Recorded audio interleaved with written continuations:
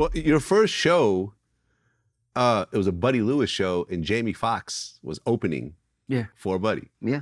And this was Jamie was like first starting. Jamie Foxx and Buddy Lewis, good friend of mine. When Robin Harris passed, I kind of took over the Comedy Act Theater. So I was taking comedy back into HBCU schools. I went to Lincoln University, historically black college. So yeah, they was like, bring comedy. Can you bring something back here? You big in LA, bring it back. So we were the first homecoming show. That's now a lot of homecoming shows are, that black colleges have now. But it was Jamie Foxx and Buddy Lewis and Jamie open for Buddy. I paid him like $300 for real, that was his first road gig. And we went through St. Louis, because that's all I had. The budget was like $3,000 for everything. Everybody get paid, rooming, board, fly in, put this up. But that experience, meant a lot to, both of them actually, so.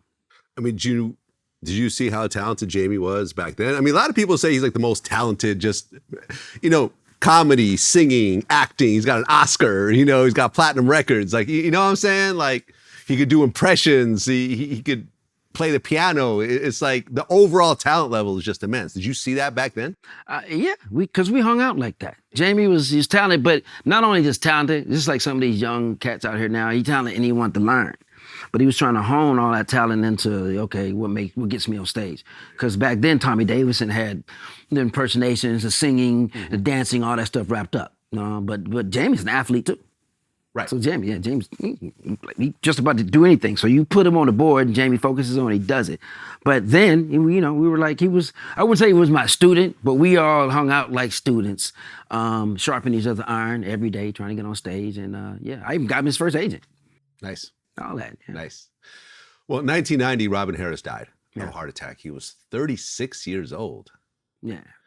I mean, he had just done House Party, and I guess he was going to do Bebe's Kids, but he didn't actually live. What did he die from exactly? He was 36. It was a heart attack. Yeah, he had his family had like heart issues. Oh, okay. So but the way Robin was pushing it, I mean, he was handling everything as the next black comedian through the door. He had TV deals on the line, he had movie deals on the line, he had the animation project. He had like 5 or 6 deals, but at the same time, he was trying to change his life. He was, still married, still had his, his 2 kids, but working around the clock. He would literally go from, I used to cover for him. He'd sell out Mavericks flat around the corner from the Comedy Act Theater in South Central.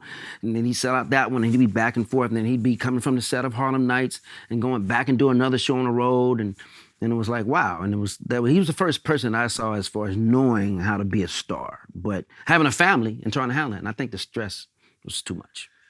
Yeah, man, quite a shock when you heard the news. Yeah. How did it affect you? I mean, it hurt me, stopped me. I mean, in my tracks.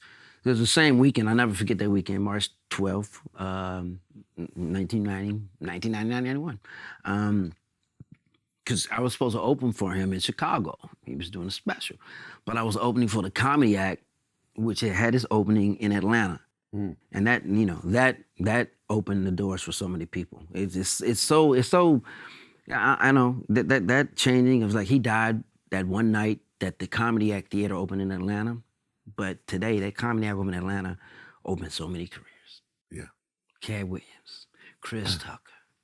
I mean, everybody from the West Coast. You can keep naming everybody out of the South to this day, and he never got a chance to set foot in it. Yeah, sad. It was a loss, man. I was a big fan. I think everyone was a big fan. Yeah, he left a lot here. Yeah, he left a lot. At least he left something here where you were talking about him now. Exactly. And you took over as the MC for the Comedy Act Theater. Yep. Took over as MC. It went from 300 plus a night sold out to 0. It's like 15 people coming. So my people who helped me was Buddy Lewis, the late great Yvette Wilson, and Jamie Foxx. And we kind of rebuilt it all the way back. That's how we got so good, because we had so much time to do in between comedians instead of being 2 and 3 minutes on. We had so much time to hone our act. So by that time, the DL started coming around. It got its energy back, and that's how we got on. We was able to create situations where the big time agencies would come down and see us.